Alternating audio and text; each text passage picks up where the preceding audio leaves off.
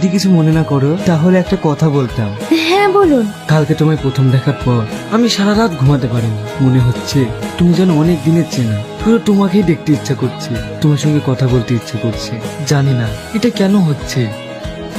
আপনি কি বলছেন? হ্যাঁ আমি ঠিকই বলছি। এমন আমার কখনো হয়নি। হয়তো তোমায় এক পলকে একটু দেখায় তোমার আমি প্রেমে পড়ে গেছি। Do you love me? আপনি কি বলছেন? এটা সম্ভব নয়। কেন সম্ভব নয়? আমি দেখতে খারাপ তাই? সেটা নয়। মাশাআল্লাহ, আপনি ভেরি হ্যান্ডসাম। সত্য কথা বলতে আমি আপনার যোগ্য নই। তুমি আমায় এড়িয়ে যাচ্ছ?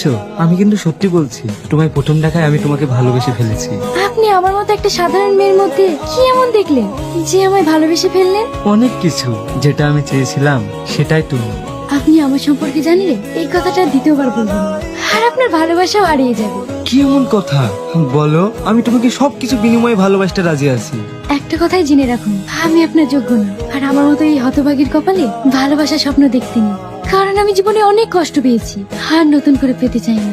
বিশ্বাস করো, আমি তোমায় অনেক সুখে রাখবো। আচ্ছা ঠিক আছে, আমাকে 2 দিন ভাবতে সময় দিন, তারপর জানাবো।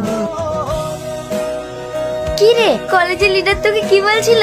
কিছু না। তবে একটা কথা জেনে রাখিস, ওর পেছনে কিন্তু হাজারো মেয়ে পাগল। ও কোনো মেয়েকে বাড়তে দেয় না।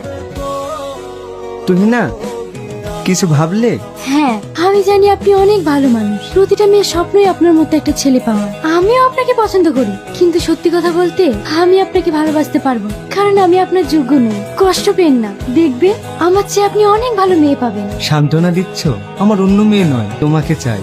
আমিও তোমাকে অনেক পছন্দ করি গো, কিন্তু আমার কোনো উপায় নেই। এভাবেই আমি আমার জীবন থেকে কাছের মানুষগুলো হারিয়ে ফেলি। কি হলো, কিছু বলছো না? আপনি ভাগ্য বিশ্বাস করেন? হ্যাঁ।